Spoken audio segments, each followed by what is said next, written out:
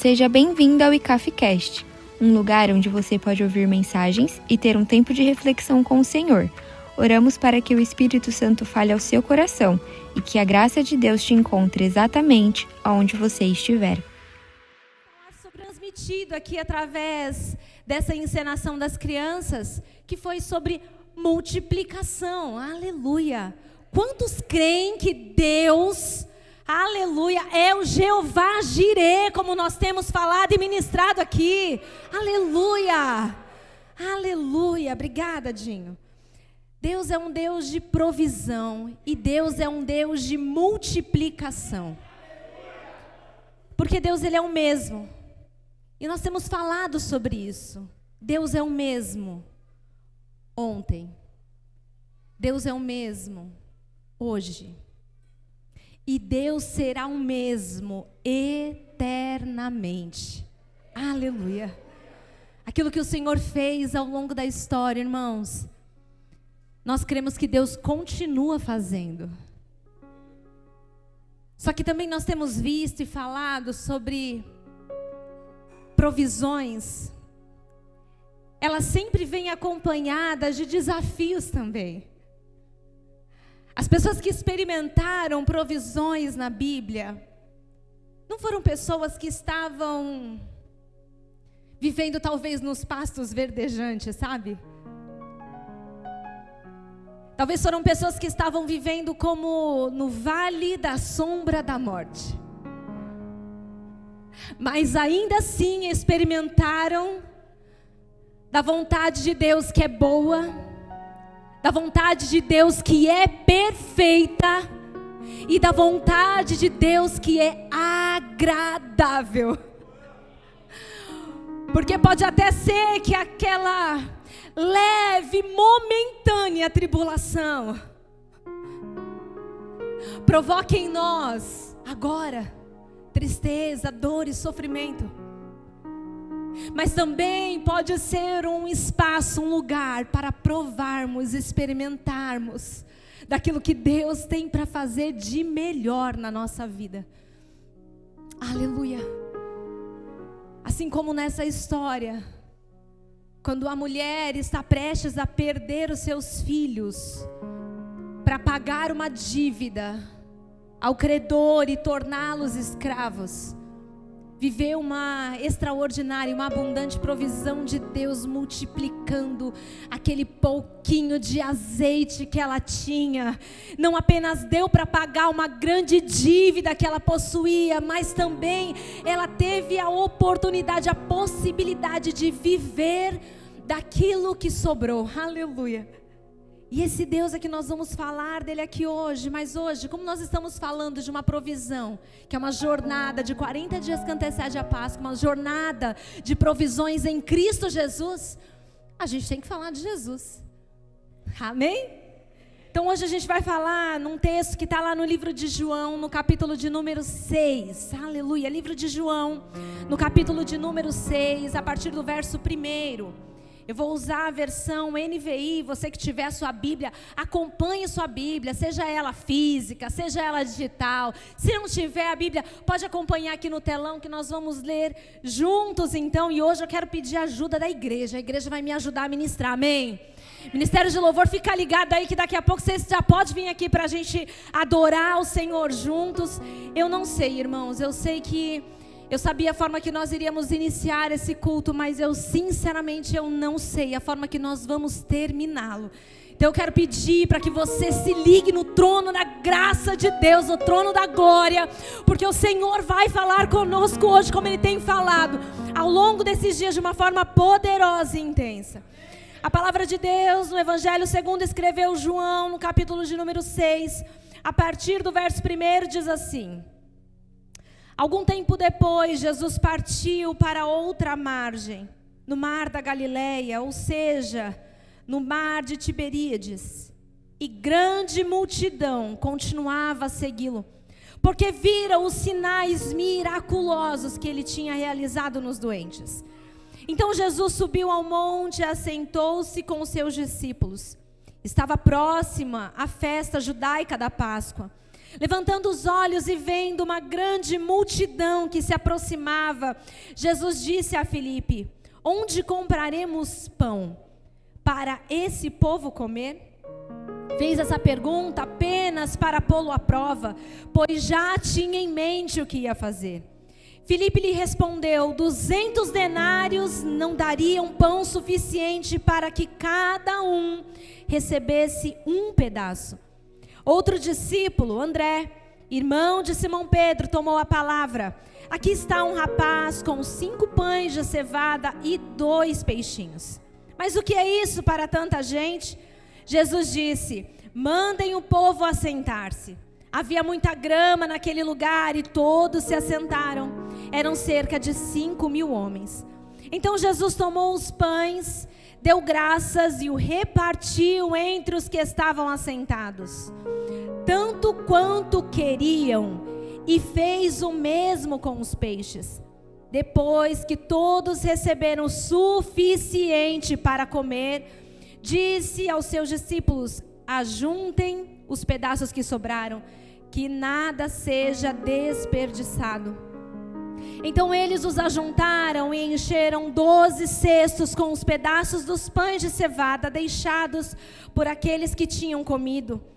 Depois de ver o sinal miraculoso que Jesus tinha realizado, o povo começou a dizer: sem dúvida, este é o profeta que devia vir ao mundo. Sabendo Jesus que pretendiam proclamá-lo rei à força, retirou-se novamente sozinho para o monte. Aleluia. Quando nós olhamos para a palavra de Deus, nós temos uma fonte inesgotável de relatos, histórias, só que cada um com um contexto e um cenário muito particular, muito especial. Quando nós olhamos para os evangelhos, nós conseguimos enxergar 4 escritores: Mateus, Marcos, Lucas e João, escrevendo sobre a mesma pessoa, só que cada um deles olhando com uma ótica diferente, cada um deles com um propósito e um objetivo diferente, cada um deles enfatizando algo em particular, em especial. Se nós pegarmos o evangelho de Mateus, por exemplo, nós encontramos mais de 30 vezes Mateus dizendo sobre o reino dos céus, o reino de Deus. Mateus, ele tinha um propósito de demonstrar acerca da divindade de Jesus. Mateus queria de alguma forma dizer que Jesus, mostrar Jesus como o rei que realmente foi prometido. Aí quando nós pegamos, por exemplo, o livro de Marcos, nós temos como, por exemplo, esse relato de João capítulo 6, a primeira multiplicação dos pães e peixes. Os 4 evangelhos relatam a mesma história. Mas quando você vai discorrer de versículo a versículo, tem alguns detalhes, porque a história não é diferente. A Bíblia em nenhum momento ela se contradiz naquilo que ela está mostrando. Mas cada um tinha um propósito, cada um tinha uma forma, cada um queria demonstrar algo em especial. Marcos, por exemplo, ele queria demonstrar Jesus como um servo. Ele queria demonstrar Jesus como um servo em ação. Lucas, por exemplo, ele vai revelar Jesus como filho do homem. Ele quer enfatizar a humanidade ali de Jesus. Mas João, João ele queria trazer algo mais profundo quando ele escreveu essa carta. Nos contextos históricos, cada evangelho é escrito em um tempo, e estima-se que João foi o último evangelho a ser escrito. Então talvez João já tenha tido inclusive contato com as outras cartas que havia sido escrita anteriormente. Então ele vai enfatizar coisas que os outros evangelhos não relataram, por exemplo. João, quando ele começa a escrever a sua carta, ele não começa com genealogias. Ele não começa com uma história em Belém, ele não começa com um contexto histórico, não. João começa na eternidade. E ele começa dizendo: e no princípio era o Verbo, e o Verbo estava com Deus, e o Verbo era Deus. João, ele tem uma intenção de mostrar algo que começou na eternidade. E ele vai enfatizar o propósito de escrever o Evangelho de João, como nós podemos olhar lá em João no capítulo 20, no verso 31. E ele revela o seu propósito, deixando claro para os seus leitores e claro para cada um de nós aqui nessa noite. Ele vai dizer: mas estes foram escritos para que vocês creiam que Jesus é o Cristo, o Filho de Deus, e crendo, tenham vida em teu nome. João, ele está revelando aqui, com um olhar espiritual, quem Jesus era.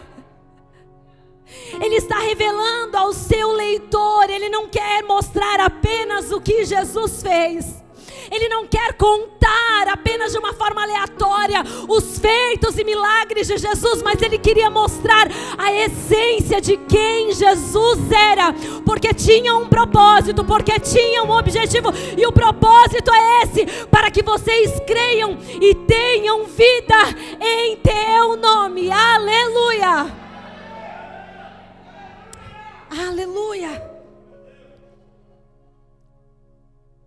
E além da informação, e além de uma história, ele queria trazer uma essência de fé.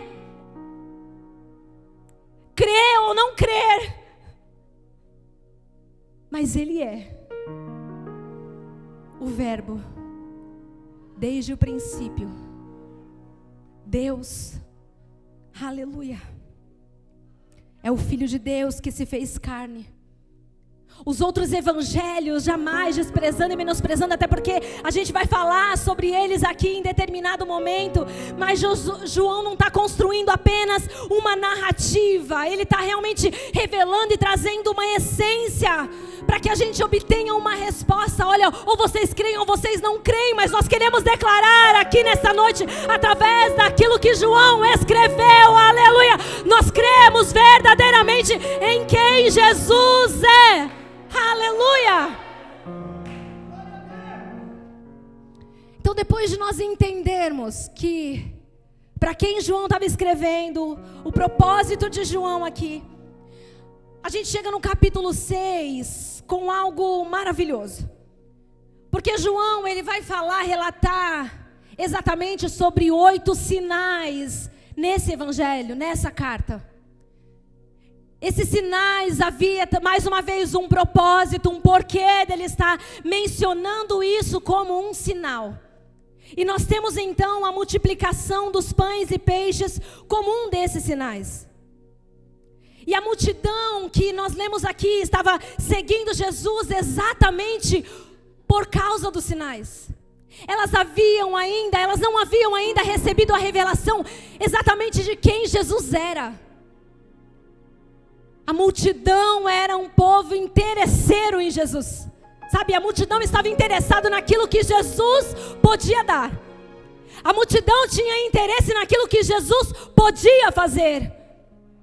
Porque Jesus estava curando os enfermos, aí a multidão estava atrás de Jesus. Só que os sinais, João revela isso na sua carta, os sinais haviam um propósito. Sabe, às vezes quando nós nos achegamos ao Senhor, Deus muitas vezes vai usar de situações adversas na nossa vida para nos trazer para perto e revelar quem Ele é.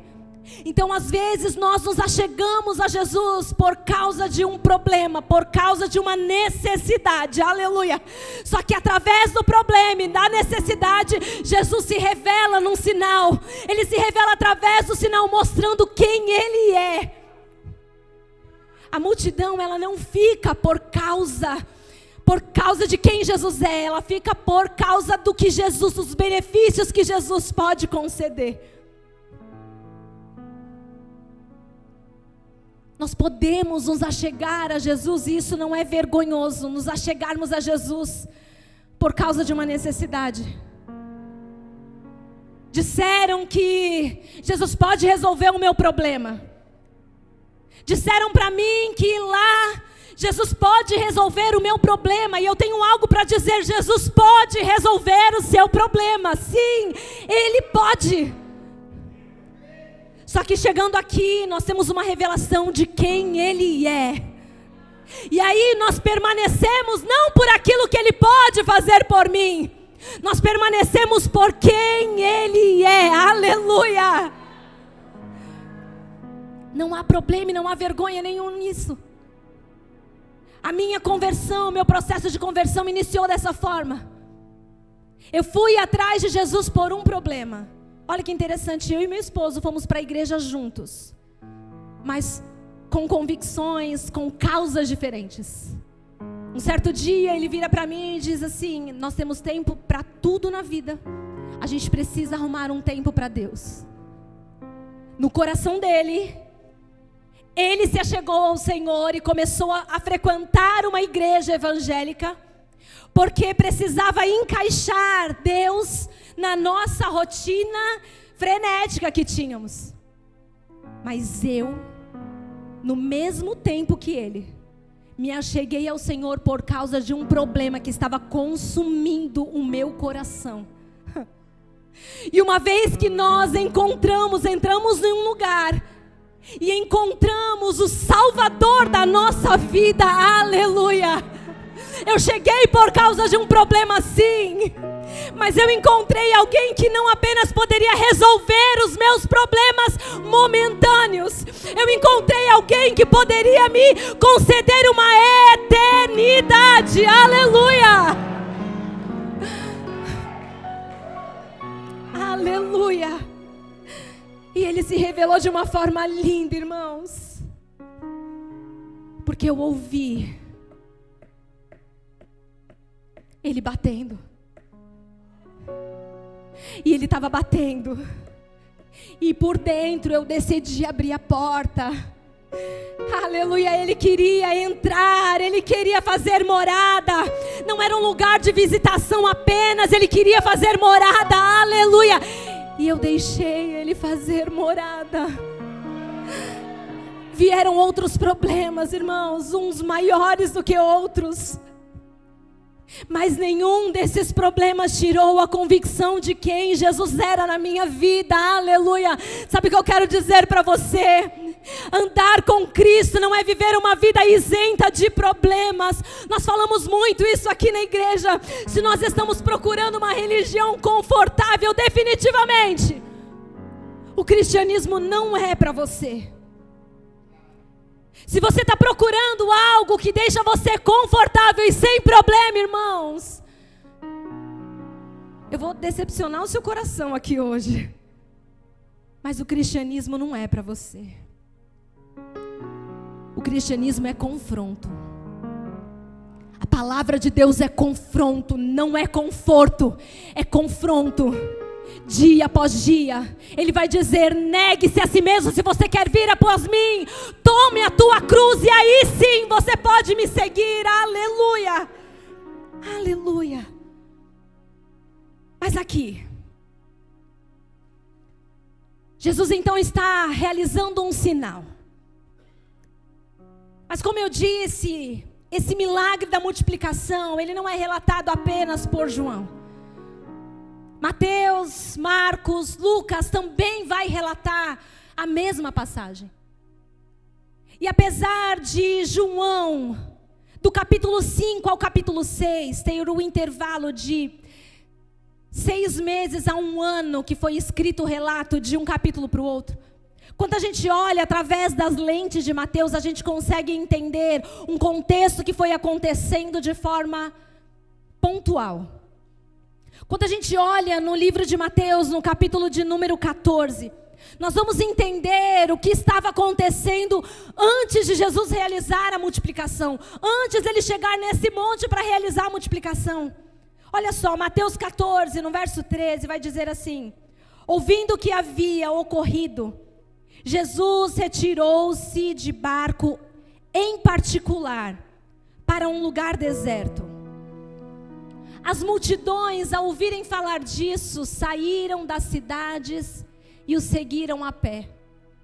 Se você olhar os versos anteriores a esse versículo que nós lemos, você vai ver que os discípulos de João, não confundam com o discípulo amado de Jesus, com o apóstolo João. O João, o Batista, aquele que batizava. O João Batista, aquele que batizou Jesus. O João Batista, aquele que abriu caminhos para que Jesus iniciasse então o seu ministério. Aquele que pregava e declarava. Aquele que dizia: raça de víboras. Aleluia. Esse João acabara de ser morto. Esse João, primo de Jesus, acabara de ser morto. E aí então Jesus, ele se retira da multidão. A Bíblia não diz, mas ela me dá margem e condição para entender que Jesus, enquanto homem, estava triste com a perda do seu primo. Sim, Jesus, porque Jesus, ele era 100% Deus e ele era 100% homem. Jesus, enquanto homem, ele tinha fome. Jesus, enquanto homem, ficava cansado. Jesus, enquanto homem, sentiu tristeza. O menor versículo da Bíblia é: Jesus chorou, mesmo sabendo que chamaria Lázaro para fora e o ressuscitaria. Jesus chora vendo o desespero das irmãs com a perda do seu irmão Lázaro. Aqui, então, Jesus, ele se retira para um monte. Ele quer ficar sozinho. Só que aquela multidão, irmãos, que estava interessado, mais uma vez eu preciso dizer isso para você. A multidão que não estava preocupado com o coração de Jesus, com os sentimentos de Jesus. Aquela multidão, ela queria o que Jesus podia dar a elas. Jesus, ele entra no barco e ele vai navegando no mar da Galileia até uma região chamada Tiberíades. E nesse lugar, então, Jesus, ele chega nesse lugar e a multidão, vendo para onde Jesus estava indo, acompanha ele também. Ela vai por terra, correndo. Quando Jesus chega naquele lugar, ele queria só chorar. Talvez era isso. Jesus talvez queria aquele momento, recluso, sozinho, falar com o Pai, se lamentar, chorar ao Pai. Mas ele se depara com uma multidão. Jesus sabia do que aquela multidão estava interessada. Jesus sabia que aquela multidão não estava interessada nos sentimentos dele. Sabia que ela estava interessada apenas naquilo que ele poderia dar. Jesus, como Deus, já prevendo um futuro da mesma multidão que talvez estava dizendo: crucifica-o mais lá na frente. Ele olha para aquela multidão e o texto vai dizer que Jesus se compadece dessa multidão. Ele pega a dor dele, coloca no bolso e vai atender uma multidão que estava necessitada. Muitas vezes, irmãos, não é diferente conosco. Servir a Cristo muitas vezes é pegar as nossas dores, guardar em algum lugar e ir acudir alguém que precisa ouvir uma palavra de conforto, de consolo, enquanto é você que está precisando de consolo. É abraçar alguém que precisa de um abraço, enquanto você mesmo está precisando de um abraço. É ministrar sobre fé na vida de alguém, enquanto você também está vendo a sua fé esmorecer muitas vezes. Sabe, eu aprendo com Jesus que o olhar compassivo de uma multidão, ainda que ingrato que fosse, ainda que triste, ainda que abatido, ainda que com o coração sangrando e apertado, ele se compadece dessa mesma multidão. E ele passa então a curar os enfermos. Que o Senhor nos dê um coração como o coração de Jesus, que entende que os nossos propósitos, aleluia, são maiores do que as nossas dores, do que as nossas leves e momentâneas tribulações. Porque cada uma delas, irmãos, produz para nós um peso juízo eterno de glória. Jesus teve compaixão delas. E a tristeza, ela não para Jesus. Porque o propósito, ele sabia do propósito maior que ele tinha ali naquele instante, naquele momento.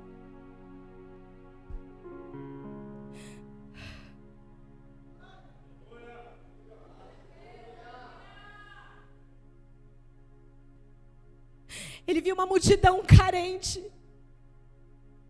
Ele viu uma multidão faminta.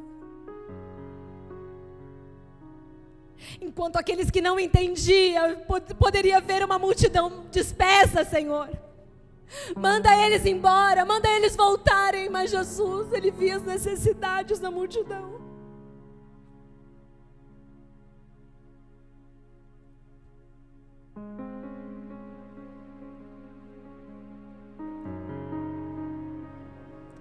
Que evangelho é esse, irmãos, que a gente tem pregado e que a gente tem vivido? Que as nossas necessidades falam mais alto do que a necessidade do próximo. Esse não é o evangelho de Cristo. Ele diz que nós deveríamos sofrer como Ele sofreu.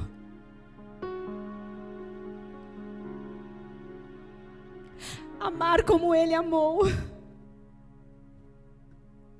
E que tipo de amor que nós temos gerado, que tipo de amor que nós temos demonstrado, que tipo de amor que nós temos vivido. Quando as lutas vêm, quando os desafios vêm, a nossa primeira reação, irmãos, é virar as costas e abandonar. E a primeira coisa que a gente abandona, sabe o que é? Jesus. Aquele que nunca nos abandonou. Mas a nossa tendência, a primeira coisa a abandonar é Jesus. Que o nosso coração seja como o dele. Cristãos com o significado de sermos pequenos cristos, imitadores de Cristo, aleluia, discípulos de Cristo, seguidores de Cristo. Irmãos, definitivamente o Senhor não nos chama para ser uma multidão.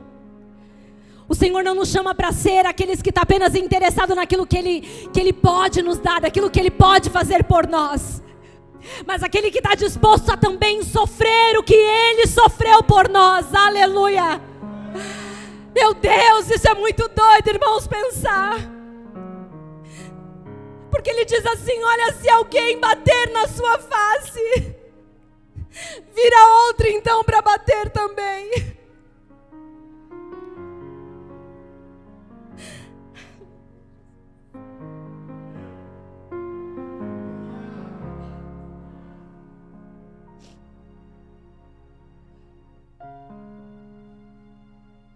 E Jesus olha para uma multidão carente e faminta.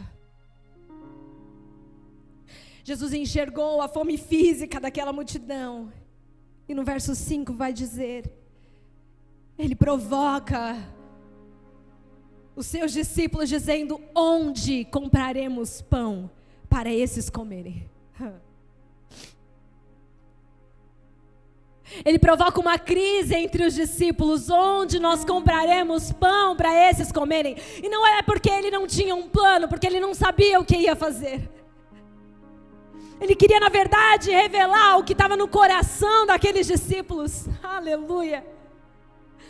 Ele já tinha um plano, mas quando nós olhamos assim para o problema exato que nós estamos enfrentando, nós paramos de enxergar ele como um palco de celebrar milagres que Jesus pode fazer na nossa vida, irmãos.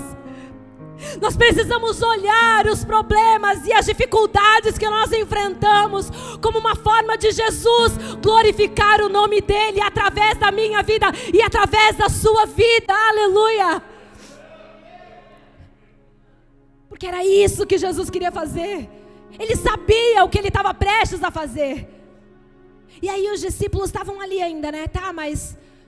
Aí vem um e fala assim, mas olha, se nós tivéssemos 200 denários, irmãos, 200 denários representava 200 dias de um trabalhador comum. Ele estava dizendo, olha, se a gente tivesse 200 denários, a gente não conseguiria pão suficiente para toda essa multidão comer. A Bíblia diz de 5.000 homens. Mas nesse tempo não era contabilizado nem mulheres e nem crianças. Então pode estipular que tinha de 10 a 20 mil pessoas, talvez, se calculasse toda a população que estava ali naquele lugar. Era muita gente. Era muito dinheiro. Tinha que ter muito pão para alimentar aquilo tudo. E eu quero falar com vocês alguns princípios que nós podemos aprender sobre esse texto, com esse tema. A provisão que alimenta a multidão. E a primeira coisa que eu quero falar com vocês é que antes da provisão, sempre, irmãos, antes de qualquer provisão, nós vamos enfrentar muitos desafios. Do verso 5 ao verso 7, o texto vai dizer, levantando os olhos e vendo uma grande multidão que se aproximava, Jesus disse a Filipe, onde compraremos pão para todo esse povo comer?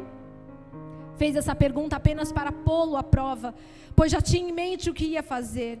Filipe lhe respondeu, 200 denários não comprariam pão suficiente para que cada um recebesse um pedaço.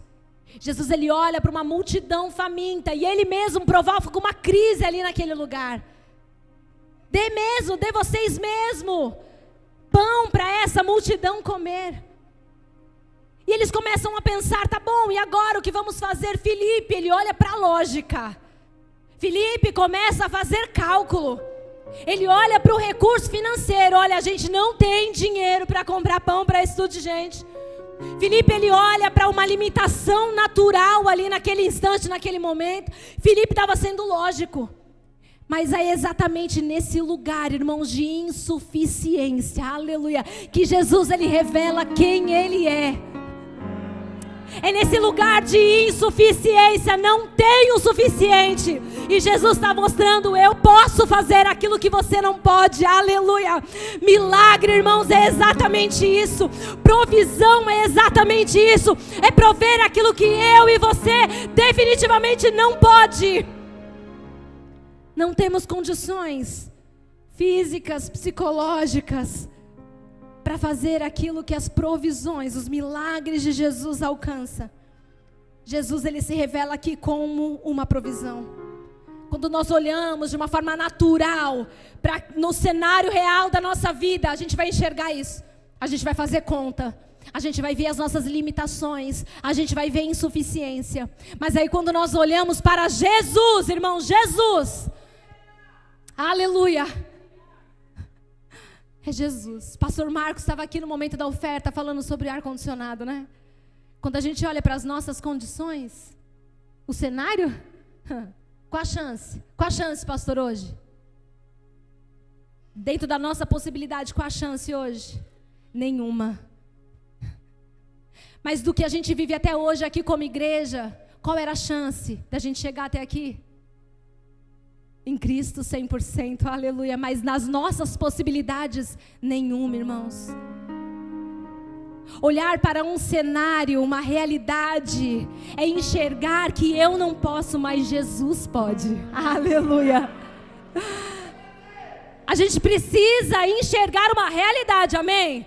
A realidade é essa, hoje eu não posso, mas o Deus que nós servimos, o Jeová Jireh, Ele pode, aleluia,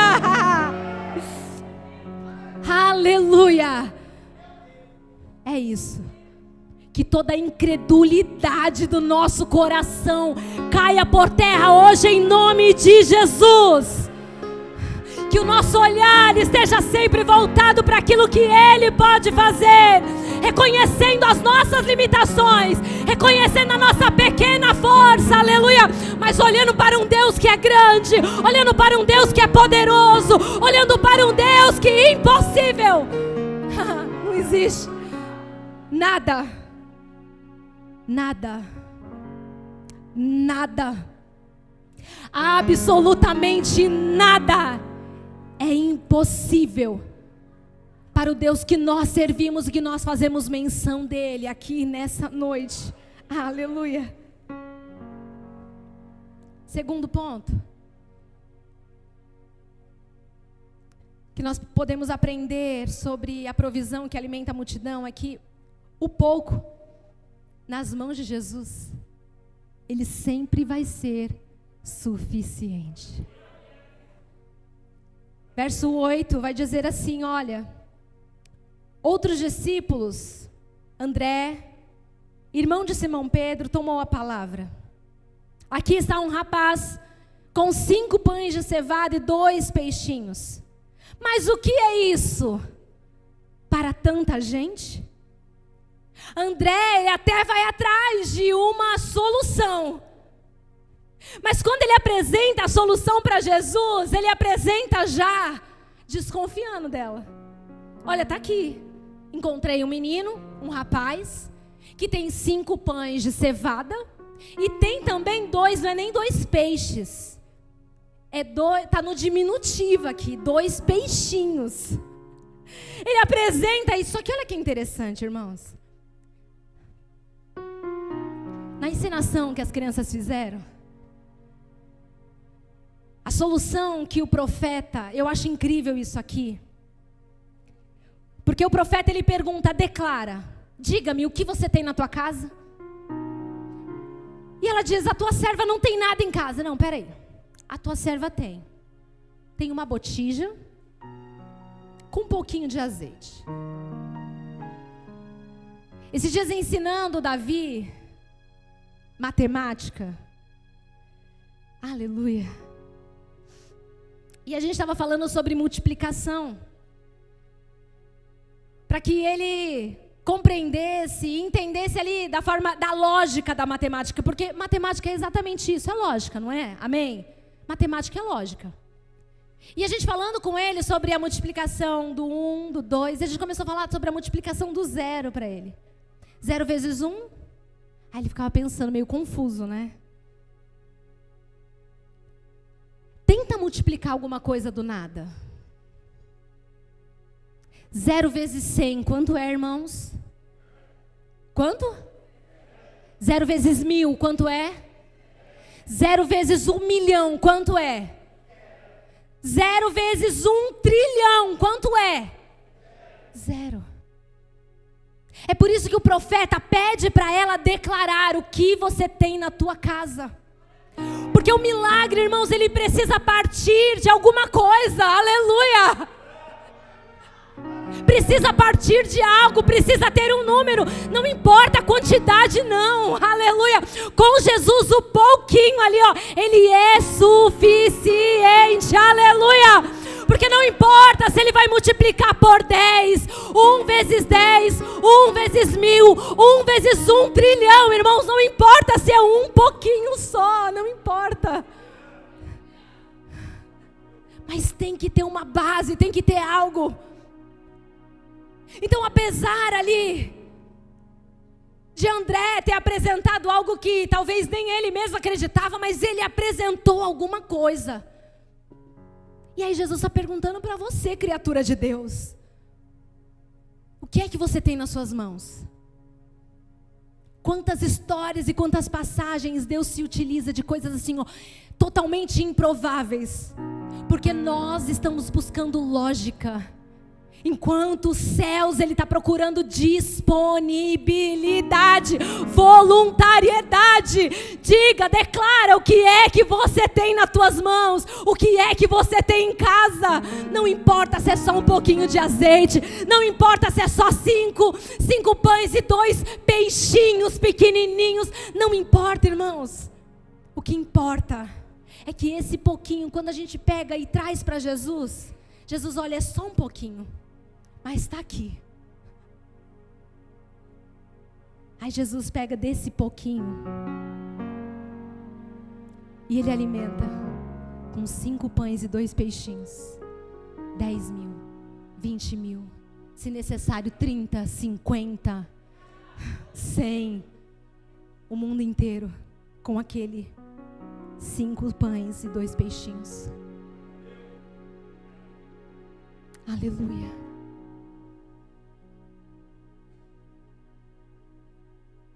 O problema é que a gente acha que o pouquinho não interessa para Deus.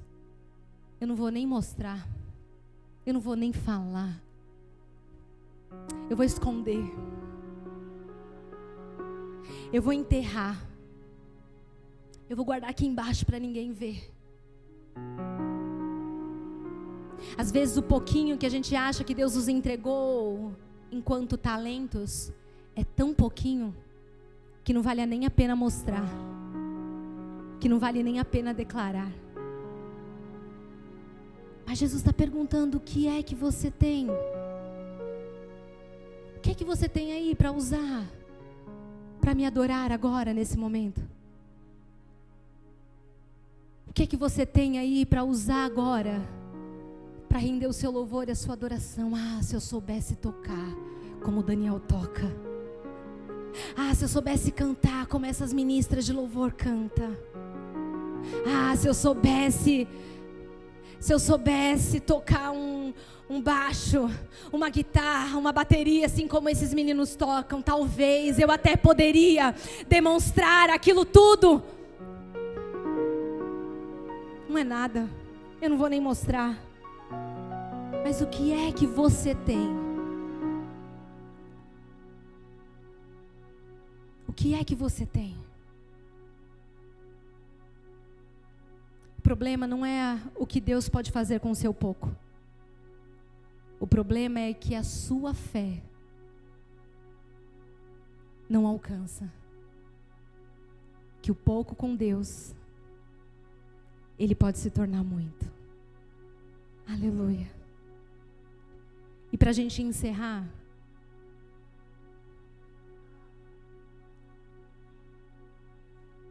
existe um processo durante as provisões que a gente vai vivendo com Deus. Porque o processo de provisão, ele não acontece de uma forma instantânea, sabe? Olha só que interessante. Do verso 10 ao verso 13 vai dizer assim: disse Jesus: mandem o povo assentar-se. Havia muita grama naquele lugar e todos se assentaram. Eram cerca de 5.000 homens. Então Jesus tomou os pães, deu graças e os repartiu entre os que estavam assentados, tanto quanto queriam, e fez o mesmo com os peixes. Depois de todos terem recebido o suficiente para comer, aleluia, disse aos seus discípulos: ajuntem os pedaços que sobraram, para que nada seja desperdiçado. Eles ajuntaram e encheram 12 cestos com os pedaços dos 5 pães de cevada, deixados por aqueles que tinham comido. Jesus fez algo aqui extraordinário, mas existe um processo na multiplicação, nesse milagre, nessa provisão que Jesus faz, que são princípios para nós carregarmos para a nossa vida. Primeiro, é que o reino de Deus, irmãos, é um reino organizado. A ordem no reino de Deus, as coisas não é bagunçada. Às vezes a gente acha que com a nossa vida toda bagunçada, nós vamos receber provisão de Deus. Irmãos, arruma a sua vida primeiro. Olha só o que Jesus fez, olha que interessante. Ele pega o povo e manda o povo se assentar. Ele coloca grupos de 100 em 100, de 50 em 50, manda todo mundo se assentar na grama. Por quê? Porque o reino de Deus é um reino organizado, amém?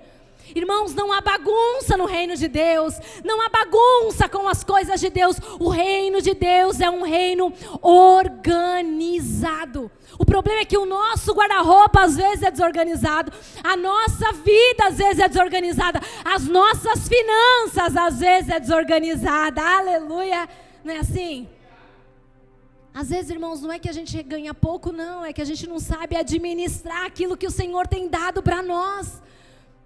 A gente leva uma vida desordeira, desorganizada, e quer que o Senhor comece a prover, sendo que a nossa desorganização às vezes não permite vivermos provisões abundantes de Deus. Então a primeira coisa é ordem. Ele manda o povo se assentar. A segunda coisa, ele pega os 5 pães e os 2 peixinhos e ele dá graça. Guarda isso aqui. Porque a gratidão, ela precede a provisão. A gratidão, ela precede a provisão. Jesus pega aqueles 5 pães e aqueles 2 peixinhos e ele apresenta aquilo para Deus. Aleluia. Ele já está agradecendo antes mesmo de distribuir os pães para toda aquela multidão. Aleluia. A gente, quando termina o culto, muitas vezes a gente começa a falar assim: olha, Senhor, nós queremos já te agradecer pela semana que está iniciando. Irmãos, às vezes vai ser uma semana assim, ó, difícil, atribulada, mas a gente está agradecendo. Sabe por quê? Porque a gratidão precede o milagre. Só quem entende isso já começa a agradecer ao Senhor antes mesmo de ver as provisões dele chegando na nossa vida. Aleluia. Eu não preciso esperar receber algo para agradecer ao Senhor. Será que você tem motivo para agradecer a Jesus? Você tem motivo? Se você tiver, dá um glória a Deus, um brado de glória aí para Jesus. Aleluia, aplauda Jesus se você tiver motivos para agradecer. E se você não tiver, agradece também. Aleluia. Porque a gratidão, ela precede o milagre. Nós agradecemos, irmãos, por aquilo que nós cremos, porque a nossa fé já está alcançando a multiplicação, a nossa fé já está alcançando a provisão, porque isso é fé. A fé antecede, a fé é um passo antes. Eu não estou vendo, mas eu estou crendo. Eu não vejo, mas eu creio, Senhor, aleluia. E aí eu começo a repartir. Depois que ele agradece, ele divide, ele distribui para que os discípulos repartam. A multiplicação acontece, aleluia. Só que com as coisas de Deus é uma coisa tão extraordinária, porque não é limitado. Eles comeram, irmãos. E crente come. Aleluia. Crente come, irmãos. Come não é pouco, irmãos. Crente come. Só que é tão abundante aquilo que o Senhor faz. Sabe por quê? Porque não acabou, não faltou. A Bíblia diz que Jesus manda agora: recolhe o que sobrou, 12 cestos cheios de pães ainda. Aleluia. Sabe por quê? Porque aquilo que Jesus faz, ele é abundante na nossa vida. Aleluia. É abundante, irmãos. Só que antes do milagre ser visível aos olhos, teve organização. Antes do milagre ser visível aos olhos, teve gratidão. Antes do milagre ser visível aos olhos, teve obediência. Aleluia. O problema é que a gente só quer provisão e não quer seguir aquilo que o Senhor tem nos ensinado e nos direcionado. A provisão de Jesus, ela não é só suficiente para nós, ela também é abundante. Aleluia. Mas ela não vai ser desregrada. Ela não vai ser desregrada. Eles recolheram 12 cestos cheios. Só que tem um perigo aqui, eu quero encerrar. Já tem alguns minutos que eu estou falando que eu vou encerrar, irmãos. E em nome de Jesus eu vou encerrar, aleluia. Tem um alerta aqui perigoso demais. Quando a gente não entende os sinais e aquilo que o Senhor quer fazer, a gente quer antecipar. Aquele povo começa a olhar, cara, tem alguém que está dando pão para a gente. A mulher, a gente louvou aqui sobre que o Senhor, Ele é a fonte, não é? Falando sobre a mulher samaritana. E Jesus, enquanto Ele estava falando com a mulher samaritana sobre a água, olha, eu tenho uma água que você não vai precisar mais. Se você beber dela, você nunca mais você vai ter sede. E ela estava preocupada o quê? Eu não vou precisar mais ir meio-dia lá no poço? Tira a água, me dá dessa água então, Senhor. Eu quero daquilo que o Senhor pode me dar. Aqui a multidão estava preocupada da mesma forma. Nós encontramos alguém que sacia a nossa fome. E vamos fazê-lo, torná-lo esse homem rei. Ele vai reinar sobre nós. A gente nunca mais vai passar necessidade. A gente nunca mais vai ter fome. E é um alerta aqui de nós entendermos errado a provisão. Olhar para o Senhor, como nós falamos lá no início, olhar para o Senhor por aquilo que Ele pode fazer por nós. Porque se a gente continua olhando o capítulo 6, mais lá na frente, Jesus ele vai revelar o propósito daquilo. Olha, eu estou dizendo que está aqui um pão, eu alimentei vocês com pão, mas agora eu estou dizendo que eu sou o pão da vida. A multidão ela comeu, ela ficou satisfeita e foi embora. Só que ela continuou seguindo a Jesus, queria o que Jesus podia dar. Aí Jesus confronta a multidão: vocês estão vindo atrás de mim, sabe por quê? Não é porque vocês estão buscando salvação, não é porque vocês querem uma morada eterna, não é por isso não. Vocês estão me buscando porque vocês comeram o pão que saciou a fome de vocês. Só que eu quero dizer uma coisa, olha para mim, eu quero dizer uma coisa. Que eu não tenho apenas um pão que sacia a fome, eu sou o pão da vida. Jesus ele traz uma revelação ainda mais profunda. Enquanto vocês estão preocupados com uma fome que é carnal, com uma fome para saciar o físico de vocês, eu estou dizendo que algo que vai saciar a alma, o espírito de vocês. Eu sou o pão da vida. Jesus não podia se fazer rei naquele momento, tinha um propósito. O propósito dele não era alimentar a multidão, era trazer salvação, irmãos. E esse é o propósito de Deus. Ele continua gritando. A gente continua aqui domingo após domingo, quinta após quinta, gritando e declarando que Jesus ele veio para trazer salvação.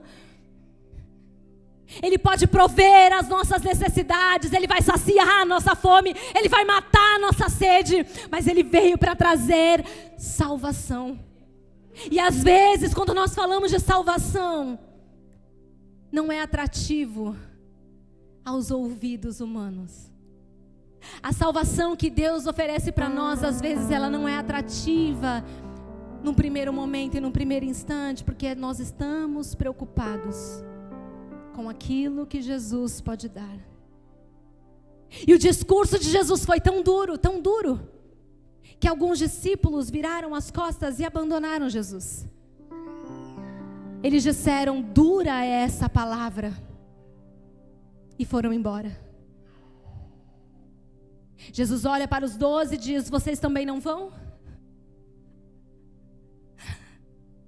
E Pedro faz a declaração mais linda que eu julgo na palavra de Deus. Ele diz: para onde nós iremos, Senhor? Se só Tu tens as palavras de vida eterna. Pedro estava dizendo: Senhor, a gente não está aqui por aquilo que o Senhor pode fazer por nós. Nós estamos aqui por quem o Senhor é. E Jesus continua buscando pessoas que estão atrás dele por quem ele é. Mais uma vez eu digo, e é o tema da nossa pregação, que a provisão de Deus ela alimenta multidões. A provisão de Deus sacia a nossa fome, a provisão de Deus alcança os nossos corações, supre as nossas necessidades, a provisão de Deus cura o enfermo, a provisão de Deus liberta aquele que está cativo, a provisão de Deus ela faz tudo isso, porque Jesus ainda salva, Jesus ainda cura, é verdade, mas o propósito maior de Jesus é trazer salvação, aleluia, é garantir para nós uma morada no céu, e Jesus está atrás desse.